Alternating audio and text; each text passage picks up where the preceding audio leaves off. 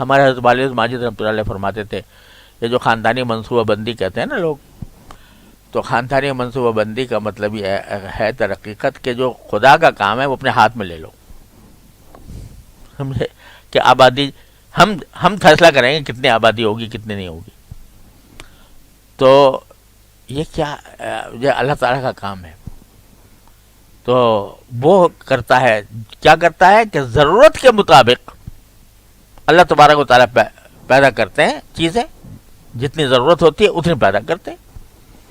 اور یہ حضرت والد صاحب فرماتے تھے، جن لوگوں نے تو منظر آپ لوگوں نے شاید دیکھا ہی نہ ہو، جب ہم ہندوستان میں رہتے تھے تو جو ہے گلی گلی گائیں پھرتی تھیں، ہندوؤں نے بتوں کے نام پر چھوڑی ہوئی تھیں گائیں، تو وہ صاحبہ جن کو کہا جاتا ہے قرآن شریف کے اصطلاح میں. تو گلی گلی گائیں پھر رہی ہوتی تھی، آزاد آزاد آزاد، کیونکہ بتوں کے نام پر انہوں نے چھوڑ رکھا تھا ان کو. تو کیا ہوا کہ بعد میں انہوں نے پابندی عائد کر دی گائے ذبح کرنے پر. انڈیا میں اب بھی ہے کہ گائے نہیں ذبح ہو سکتی. تو اگر گائے کی ذبح پر پابندی لگائی تو وہ جو ہزاروں لاکھوں گائیں پھر رہی تھیں، وہ کہیں اگر جب پابندی لگائی تو پھر ان کا بیج مارا جانا چاہیے تھا، اور اس کے بعد وہ ختم ہو جانی چاہیے تھی، ضرورت کے مطابق بھی باز رہنی تھی. لیکن ان کی تعداد میں اگر اضافہ ہوتا تو سارے انڈیا میں گائیں ہی گائیں ہوتی، سمجھے آپ. جب پہلے بھی ذبیحہ ہوتا تھا لیکن اب گائیں گائیں ہوتی صرف. تو لیکن جب انہوں نے اس کو بند کر دیا تو پیداوار بھی بند ہو گئی، اس کی پیداوار بھی بند ہو گئی. پہلے زمانے میں یہ جو آج پیٹرول ہے یا تیل ہے نا، یہ پہلے زمانے میں ڈامر جو تارکول ہوتا تھا، یہ صرف اس کام آتا تھا کہ اونٹوں کی بیماری دور کرنے کے لیے اس کی مالش کی جاتی تھی، یہ تارکول جو ہوتا ہے.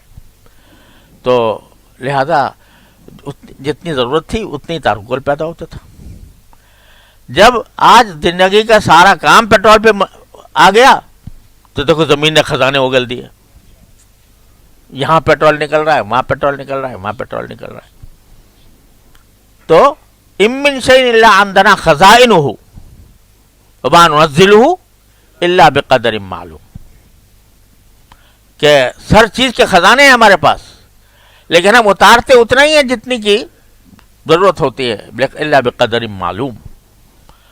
تو تم اپنے خدائی کا کام اپنے ہاتھ میں لینا چاہتے ہو کہ وہ تم فیصلہ کرو کہ بھئی کتنی پیداوار ہونی چاہیے کتنی نہیں ہونی چاہیے، کتنے آدمی پیدا ہونے چاہیے کتنے نہیں ہونے چاہیے.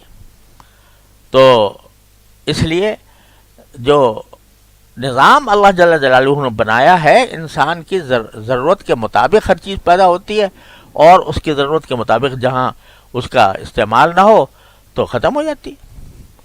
کنویں کو جب تک پانی لیتے رہو گے اس سے کنواں چلتا رہے گا، پانی لینا چھوڑ دو خشک ہو جائے گا.